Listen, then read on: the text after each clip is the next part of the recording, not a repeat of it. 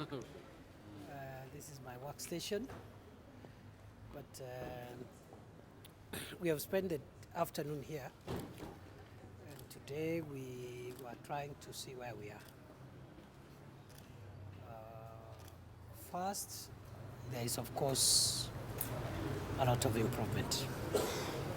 We are in a better place than where we were last week. The queues are shorter, the movement is faster, but still we have a journey to travel. And therefore, much of today we have been doing strategy with the teams here, because as I promised, we must crack this problem. So we think we are there, we are almost there. There is still a lot of work to be done, and in fact I have a continuation of this meeting I have had today, tomorrow from 5 a.m. And the end result is going to be as follows: that in 10 days from now, there will be no single backlog matter on passports. We will deliver as promised. In between, a lot of things to be done. So I think that's all what I can say for now, because there are issues of production that are still outstanding, but I don't want to speak to them now, because what is critical is what the people of Kenya should expect. So that's all what I can say. Now we discovered that in between the last time I was here and now, we've had new challenges, and we've seen how to address those challenges, so that we make sure that even the new applications that are coming in are also processed in such a way that they don't create another backlog after we have cleared with the current backlog. So far so good. A lot of improvements, but also a lot of things that are not yet done. The crowds are still big. It should not be like that. So we hope by the time we clear the backlog in the next 10, 11 days, we will have addressed the crowd issue. And you will not see the picture that you're seeing here. But generally, we are good. We are on course. Long-term issues, we address them once the backlog issue is addressed.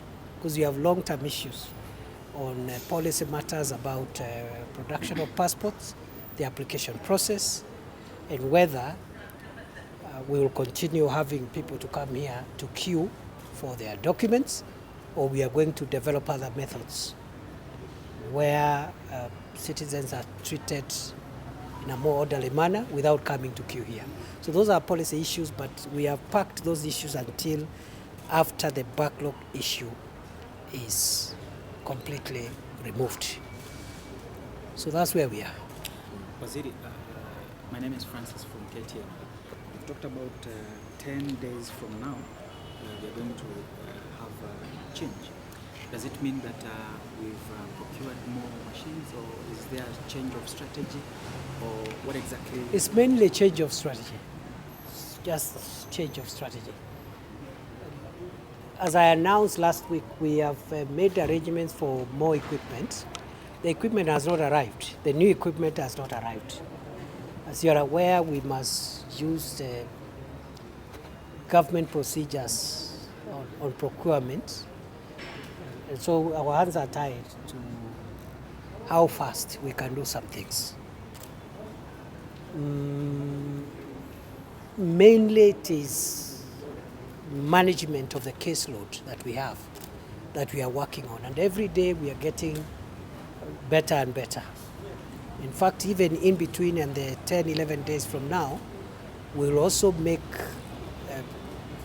other administrative changes here, including the numbers of our customer care personnel, but also separate facilities for expectant mothers, mothers who are lactating, and mothers of infants, and persons with disability. And because we feel that area we are not doing very well, but also the banking halls, more spacious banking halls, separating applicants who are foreign nationals and Kenyan citizens. So all those things are going on, and it's a work in progress.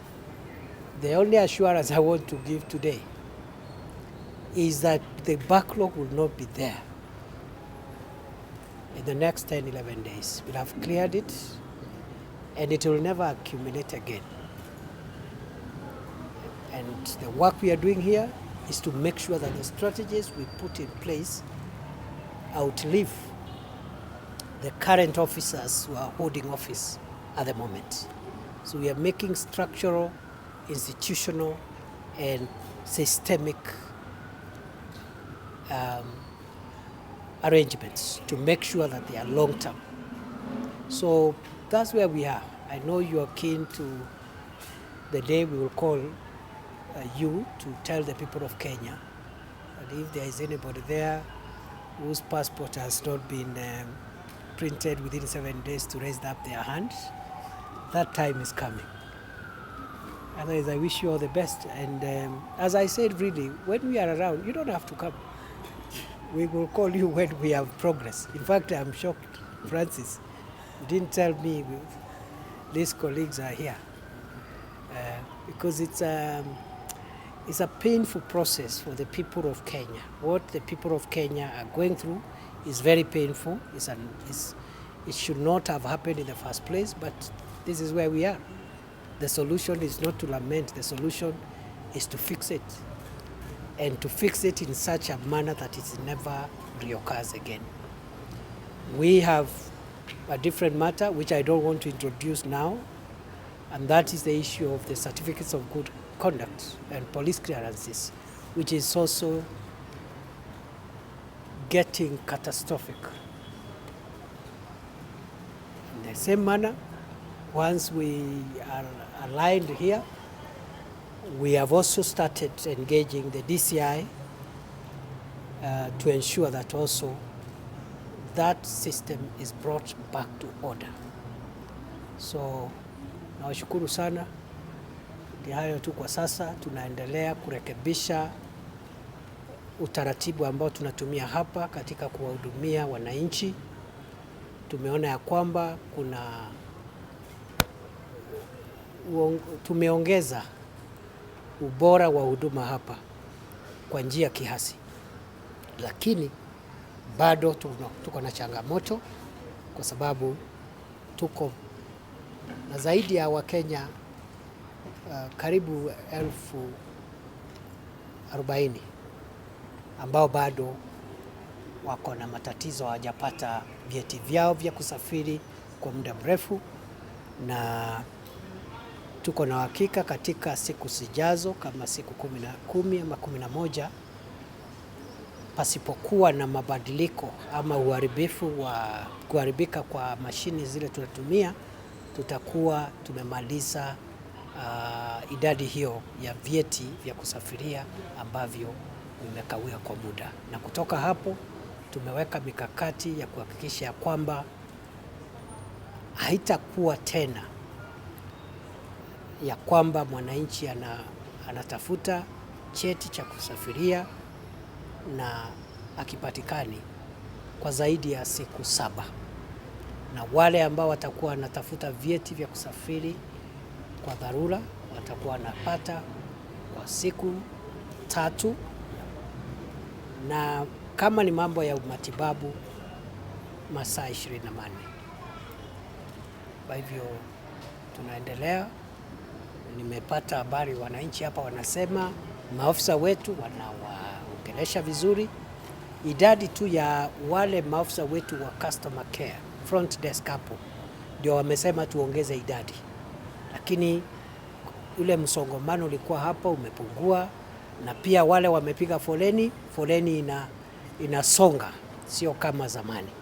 lakini bado hatujafurahi kwa sababu bado wananchi wanateseka. Wengine hapa wameniambia wamengojea masaa mawili, and that is a very long period of time. No citizen should spend more than 30 minutes for whatever service in this department. So we are on course. I wish you all the best. Tuonane kesho kama tutaonana, but tukitaka tutawaita. Tukiona tuko na information mpya tutawaita. But thanks for coming also, and you're doing a good job, because also informing Kenyans of what we are doing is something that you are really helping us.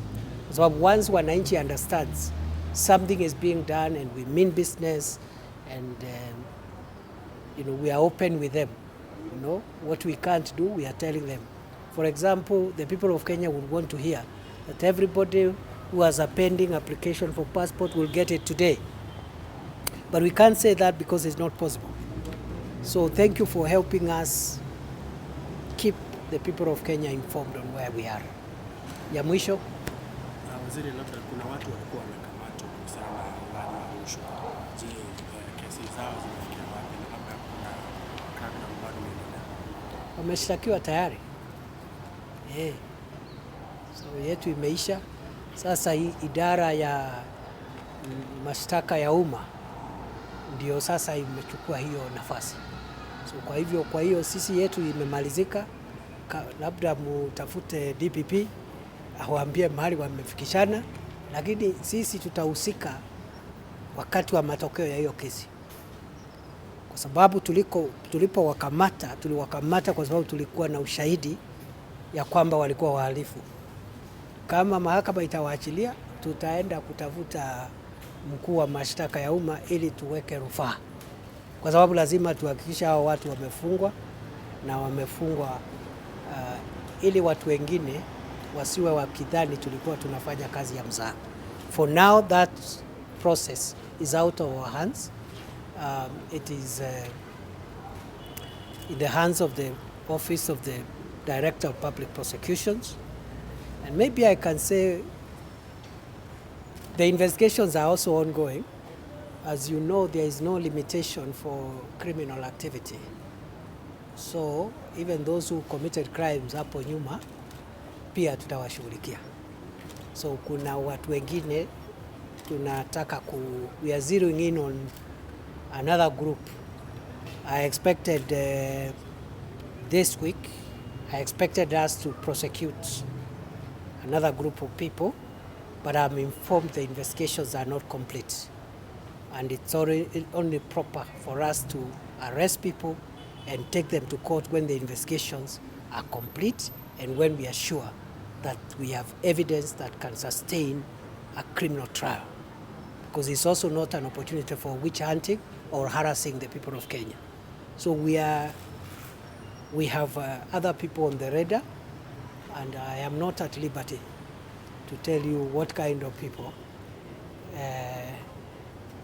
They will know, or rather you will know at the same time when they are knowing.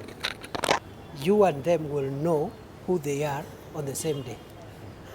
Asante sana, Mungu awabariki. Thank you very much.